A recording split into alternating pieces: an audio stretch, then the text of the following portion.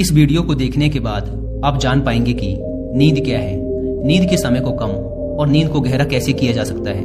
और वीडियो के अंत में आपको एक अच्छी और गहरी नींद के लिए कुछ छोटे छोटे यौगिक उपाय भी बताए जाएंगे। तो आइए शुरू करते हैं एक कहानी के माध्यम से। एक बार एक अमीर इंसान एक बौद्ध भिक्षु के पास जाता है और कहता है, मुनिवर, मैं अपनी नींद से बहुत परेशान हूँ। बहुत कोशिश करने के बाद भी मैं देर रात तक सो नहीं पाता और रात में सोने से पहले मेरे मन में दुनिया भर के विचार चलते रहते हैं और जब मुझे नींद भी आ जाती है तो मैं पूरी रात करवटें बदलता रहता हूँ और जब सुबह नींद खुलती है तो मुझे कुछ अच्छा महसूस नहीं होता। मैं खुद को थका हुआ और अशांत महसूस करता हूँ। कृपया आप मेरी इस समस्या का कुछ समाधान बताएं। बौद्ध भिक्षु ने कहा, इससे पहले कि मैं तुम्हारी समस्या का समाधान बताऊं, मैं तुम्हें गौतम बुद्ध की गहरी नींद के रहस्य के विषय में एक छोटी सी कहानी सुनाना चाहता हूँ। उस इंसान ने कहा, जैसी आपकी इच्छा मुनिवर।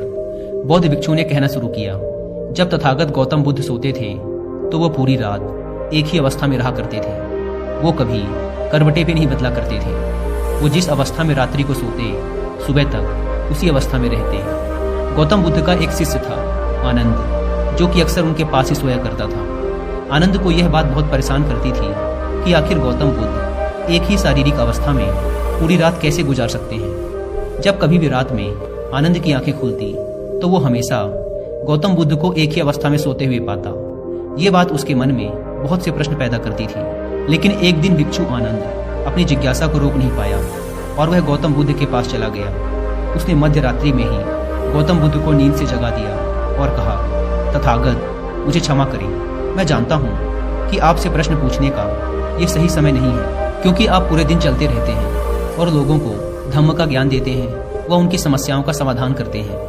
लेकिन मेरे अंदर की जिज्ञासा इतनी बढ़ चुकी है कि मैं सुबह तक का इंतजार नहीं कर सकता।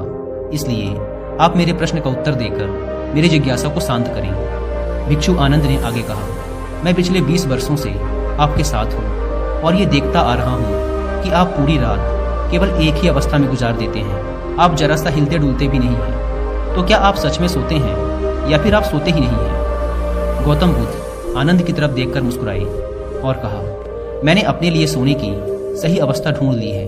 अब सोते समय मुझे हिलने की आवश्यकता नहीं है। मैं नींद की अवस्था में भी जागृत ही रहता हूँ, जबकि मेरा शरीर सो जाता है, लेकिन मैं जागृत रहता हूँ। प्रश्न ये नहीं है कि नींद की अवस्था में शरीर हिलता है कि नहीं, शरीर क्यों एक स्थिर अवस्था में रह नहीं पाता। असली कारण तो मन है। ये मन ही है जो कि शांत और स्थिर नहीं रह पाता और यही कारण है कि नींद की अवस्था में भी हम अपने शरीर को हिलाते रहते हैं।